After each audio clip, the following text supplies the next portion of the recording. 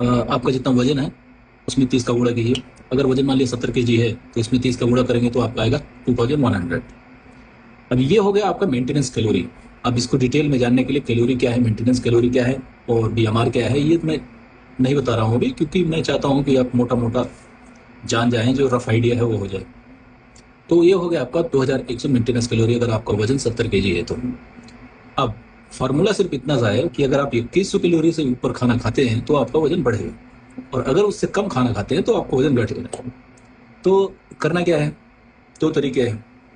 या तो आप अपना मेंटेनेंस कैलोरी बढ़ा लीजिए, एक्टिविटी, डेली एक्टिविटी अगर बढ़ाएंगे, रोज थोड़ा सा वॉकिंग करने लगे या थोड़ा सा एक्सरसाइज करने लगे। अब वो कोई जरूरी नहीं है कि मॉर्निंग में ही वॉक करना है, दोपहर को भी कर सकते हैं, शाम को भी कर सकते हैं, आधी रात को भी कर सकते हैं। आपको कुल मिला के पूरे दिन का जो आपका एक्सपेंस है, कैलोरी का खर्चा है, जो ऊर्जा का, वो आपको बढ़ा के अपनी मेंटेनेंस कैलोरी से ज़्यादा रखना है, या आप जितना खाना खाते हैं उससे ज़्यादा रखना है। अब आपका 2100 कैलोरी पहले मेंटेनेंस कैलोरी था, अभी आपने थोड़ा एक्सरसाइज जारी कर दिया तो आपका कुल मिला के खर्चा कैलोरी का बढ़ के हो गया 2600, और आप खाना खा रहे हैं 2000 कैलोरी।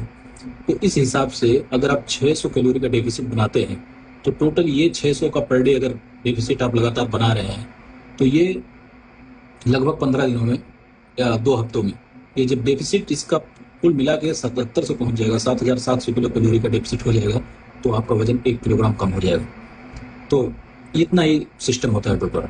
जब आप डेफिसिट अपना घाटा जो कैलोरी का, जो आपकी बॉडी की रिक्वायरमेंट है उससे कम आप कितना कैलोरी रोज ले रहे हैं, और जब वो 7700 कैलोरी आप कम कर देंगे तो जितने दिनों में आप कम करते हैं उतने दिनों में आपका 1 किलो वजन कम हो जाएगा।